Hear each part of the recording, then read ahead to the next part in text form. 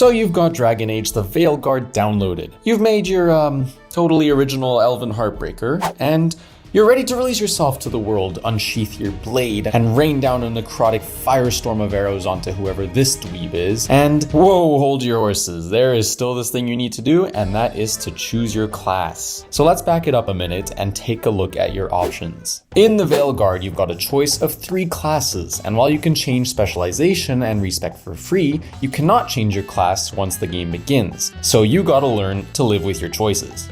Obviously, all classes are fun, and there's no right or wrong answer, since it really comes down to personal preference. But some of them are more suited to Dragon Age's action combat, make a better fit for your team, and give you a wider range of options. Alright, let's break them down. First up is Mage. Yes, Mage, surely the most Dragon Age class in Dragon Age. Masters of spells and the very face of the fantasy genre as a whole, playing as a mage has usually been the best way to experience the world. So surely that's the case, right? Well, wrong. See, that's the thing, the Veilguard has a distinctly more action-heavy combat system, and you'll often be caught up in frantic and crowded battles. This is not where a mage shines. It features 3 specializations. Deathcaller, which specializes in necrotic damage, Evoker, which deals cold, and Spellblade, which focuses on electricity, of which only the last lends itself to melee combat. In addition, Mage is the only class with 3 companions, so all 3 of those areas are covered, especially with 2 of the first 3 recruits in the game being mages too.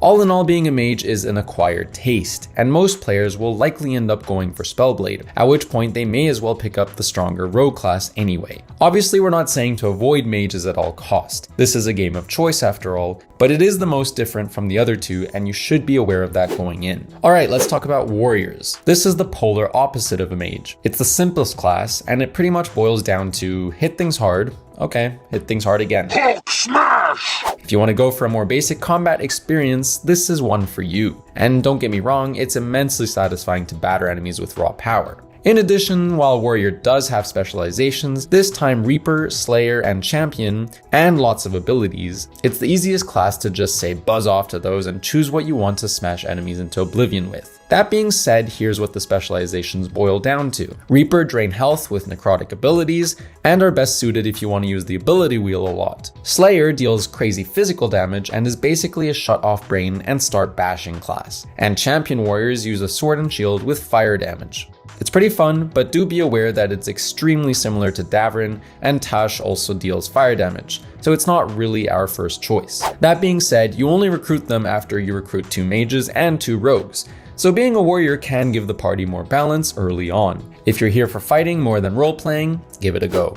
So finally, that takes us to Rogue. In many ways, rogues fall between mages and warriors. They have the ability-heavy playstyles of mages, yet can handle themselves in a straight-up fight like warriors do. So if you want to engage with the Veilguard's power wheel combat regularly, this is a good choice. Like the other classes, Rogue has 3 specializations available, but there is one that has more caveats attached. Veil Ranger is tough to recommend for the same reason as Mage.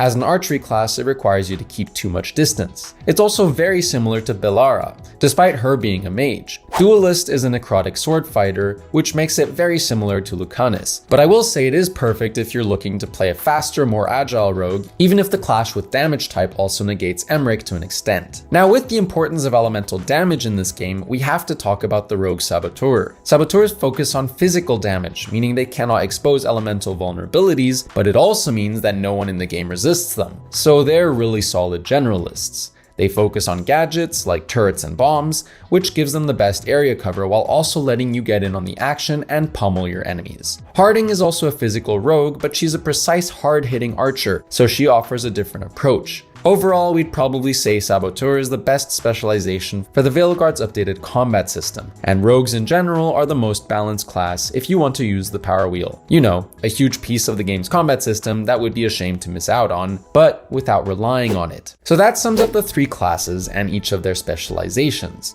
Remember, at the end of the day, what really matters is that you choose what you want to play, and nobody else's opinion should matter. So yeah, I'm gonna go back to bashing some heads in. Thanks for watching this video. Be sure to leave a comment if you've got any questions, like and subscribe if you enjoyed, and be sure to check out thegamer.com for all your gaming needs.